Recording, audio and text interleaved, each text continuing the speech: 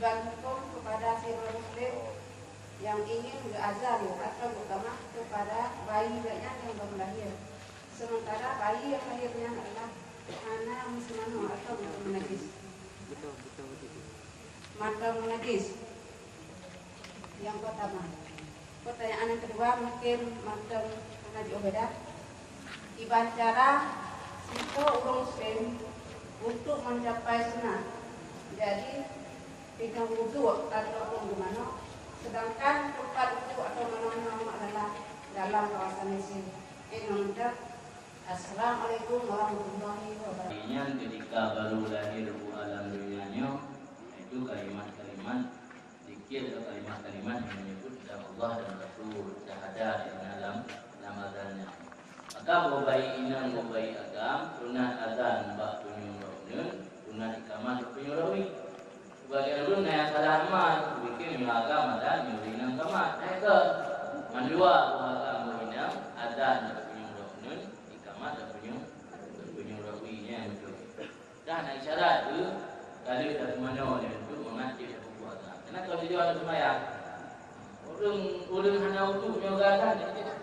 Nah, cara sunat tengok yang tak ada, kalau nak tu, jadi dalam keadaan mahadah ada, yang anjir tak baca dalam keadaan mahadah yang ada saya, saya Quran dikit-dikit, nak tu mana salah. Dia hanya salah dia semano daripada orang.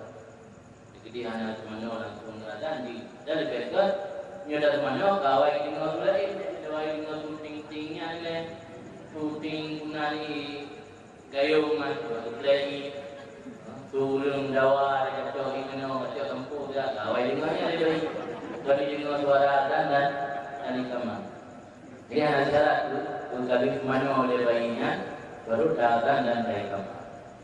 Kedua, wudu dalam WC.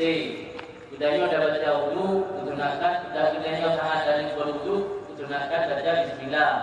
Mau dah berwudu dalam WC dalam tempat yang hanya baca bismillah. Dalam undang-undang fikih rukun bertentangan muqtadi dengan mana? Tidak ta'arudhan muqtadi wal mana? Udiman mana? Bila bertemu dua perkara yang mana satu perkara menghendaki untuk terpupus sebuah amal, yang satu perkara lain menjadi penghalang, didahulukan yang jadi penghalang.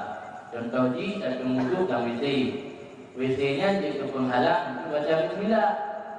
Tunggu je ke penyebab untuk kesunatan baca bismillah yang dahulu penghalang. Tunggu tu kami ni sampai baca bismillah. Tunggu tu. Cuma yang betul, kalau nama itu tak tunggu tempat yang tersediakan. Lah sebagai ulama bukan tunggu dalam itu perlu.